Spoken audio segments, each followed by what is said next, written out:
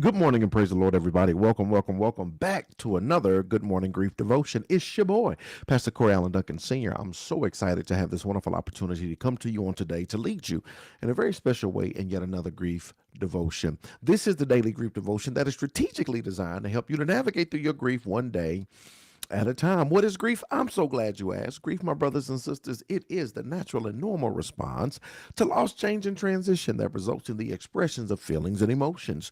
Grief is what you feel on the inside. Mourning is how you express it on the outside. Therefore, we don't suppress it, but we address it and express it. We don't ignore it, but we explore it. We don't conceal it, but we reveal it. We don't lock it up, but we let it out. And that's why we shout good morning, because morning is a good thing. And I'm so grateful to have this morning to expound upon morning with each and every one of you. And so I'm happy and excited. Yo, on Sundays we keep it short because we're headed to the house of God. I want to encourage you to join us at the City of Hope Community Church. If you are in the city of Indianapolis, Indiana, join us on today in a very special way. It's going to be blessed. If you're not able, catch us virtually, 10 a.m. It's going down. I mean, what are you doing? What are you waiting for? It's going to be a blessing. And I would love for you to be able to partake in our virtual worship. All right, without further ado, let's prepare our hearts and our minds for today's grief devotion. Today is day 84. Thank y'all for coming back for some more. We're going to talk about meaning can come from lots of places. Meaning can come from lots of places. As I search to find meaning after the death of someone loved, I realize it can be found in lots of ways and places. There is meaning in the life of the precious person who lived and died, and I can look for ways to carry that meaning forward.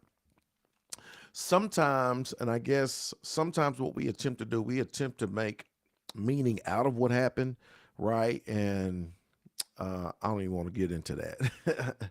We try to make meaning out of what happened, or this happened because of that, or they that because of this, that, and the other. And I mean, the reality is, yeah, I don't want to dive too deep into that. But what I do want to say is, you can learn from anything. So, especially extracting meaning, right? Extracting meaning from the life of the person who lived, who's transition, who's going on. We can get meaning out of anything.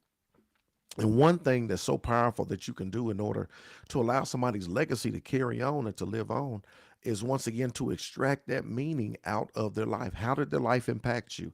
How did their life affect you? What did you learn from them? What was the legacy? What did they leave to you and in you, right? What are the lessons you take from their life? What is the meaning you get? We said this before. Profit is what you have when the transaction is over. When the transaction is done and you're no longer, they've transitioned, they've gone on, and you're here, you're trying to pick up the pieces and you're trying to make sense of it all, or you're trying to see what did I get out of that, right? You can extract meaning from the interaction. You can extract meaning from the relationship. There are lessons that you can gather so that you can continue to move forward, that you can learn and continue to live your life, right? And so it's so very important for us to know that and understand, right? To know and understand that as I search to find meaning after the death of someone loved, I can find it in lots of ways and places. There's meaning in the life of the precious person who lived and died, and I can look for ways to carry that meaning forward. I can look for ways to carry that meaning forward, whether it's in my personal life, whether it's on a grander scale, whether it's in whatever way, in whatever fashion, I can carry that meaning forward. I told you when my pops died, I threw a conference for young men. I wanted to be strategically intentional about teaching them topics that my father taught me, things that my father taught me, right? And so we did. We had workshops and all of these things, and I was extracting meaning from what I learned from him, and I wanted to pass it on to other people, right? And so there's so much that we can garner and gather from the lives of our loved ones that have transitioned, that have gone on. We can extract meaning from those interactions. And for me, apart from the person who died within my own singular life, there's also meaning. I'm building a new self identity, and along the way, I'm rediscovering what gives me a sense of meaning and purpose. This is so very important because this is the part of the process that we are building our own self identity. a new self identity. As we pick up the pieces and move forward, not only are we extracting meaning from our interaction or from their life, but we're building our own new self identity as well. Because grief will shatter you and break you, and then you have to build yourself back up. It'll make you question some things that come into play as it relates to just purpose and life and everything in general, right? We start to build a new identity. There are things that we thought that were like torn down, and we gotta deconstruct. Now we gotta reconstruct, right? There are things that we start to realign, things that we thought were so important and significant. When somebody dies, we just start to rearrange all of our values and priorities, and we start to go about things differently. And we start to reevaluate ourselves. We start to take on a new identity because we have a new sense of purpose. We have new knowledge. We have new information. We got a new way of going about life. And so we start to bring on a new identity ourselves. That's part of that meaning that takes place.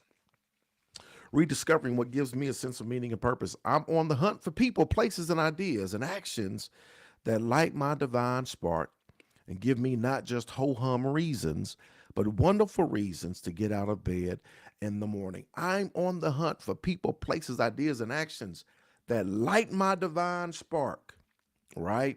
Things that give me, I love it, not just ho hum reasons, but wonderful reasons to get out of bed in the morning. It gives you a totally new sense of purpose when you start navigating through this process.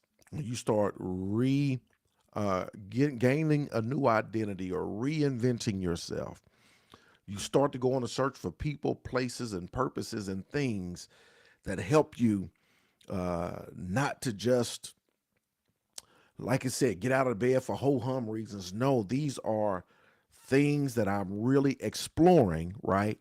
As I'm exploring this new chapter, opening up this new chapter and discovering new things about me, about my life, about my identity, extracting lessons from the ones that I lost, right? So very important. Here's the final thought. Every life moment inherently contains meaning. Every life moment inherently contains meaning if I only notice it. Every life moment inherently contains meaning if I only notice it. I say this all the time. If all you see is what you see, then you'll fail to see what you need to see. Every life moment is going to contain some meaning, but we got to notice it. If you can only see it, if you only were able to extract and see the lessons and see the meaning out of everything, it's there, right? We just got to dare to be aware. Today is day 84. Thank y'all for coming back for some more. Meaning can come from lots of places. It's your boy, Pastor Corey Allen Duncan Sr. Thank y'all so much for joining us. Hope you are blessed today. Look forward to being with you again tomorrow. Same bad time, same bad station, as we continue to dive in our grief journey and take steps along the way. I love y'all with the love of the Lord. I'll see you tomorrow. Let's go.